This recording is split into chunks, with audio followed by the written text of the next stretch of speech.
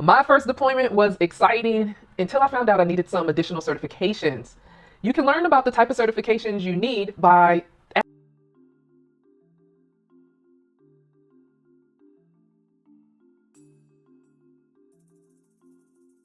life is a bit chaotic right now because hurricanes have been hitting.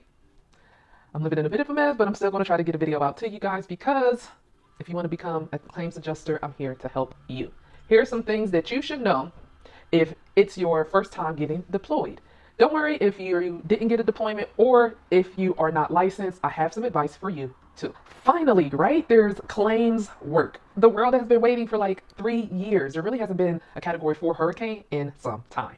Now that you're finally getting the calls for deployments, who are you getting deployed with and where are they sending you to? So I can make specific videos to help those of you who need it. Just comment below and I'll do my best to get a video out for you addressing your specific concern. My first deployment was exciting until I found out I needed some additional certifications. You can learn about the type of certifications you need by asking your roster companies like Renfro.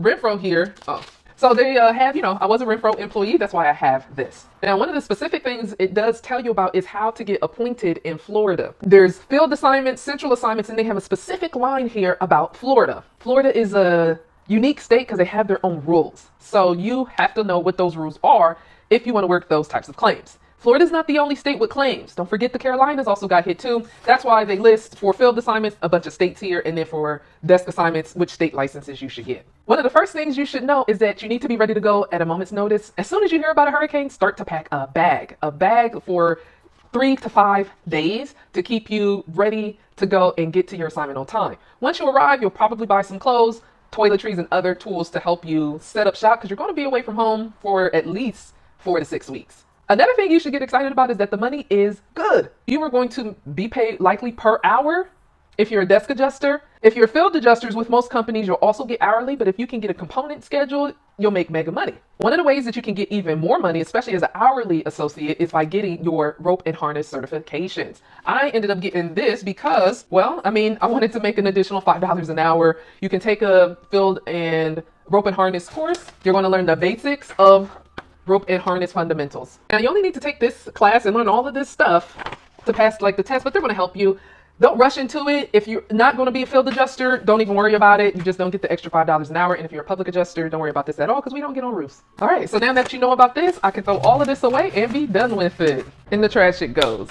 If you're a desk adjuster, you're going to increase your income by learning Xactimate and understanding material identification. With this Xactimate knowledge, you'll be able to last much longer on a deployment than those who don't know Xactimate. And the best part about Xactimate is you don't need a license to use it. Plus, you can train on it without even being on a deployment. You can also train on it after a deployment so you can keep your income coming in despite the work for the insurance company being finished. And that's my advice to those of you who didn't get a deployment or are unlicensed. Learn how to use Xactimate. Don't wait because you never know, another hurricane can hit. Hurricane season does go through September through November. If you're not deployed and you want to get started, you should schedule a pre-interview presentation so you can learn how you can work claims all year by starting your own claim business. So you never go out of work. You can work part-time but still make full-time pay and meet the financial goals that you want for you and your family. Last but not least, for a tip of advice, you can get these free cheat codes in a nice little mouse pad by going to www.getadjusterid.com. That way, having it right next to you, you'll be able to be quick on your keyboard because the more time you save, the faster you look, the more you'll have coming in as far as trust, work, and then you'll be able to maybe, if you're hourly, work a couple claims a day, kick back the rest of the day, and still get paid for 12 hours of work.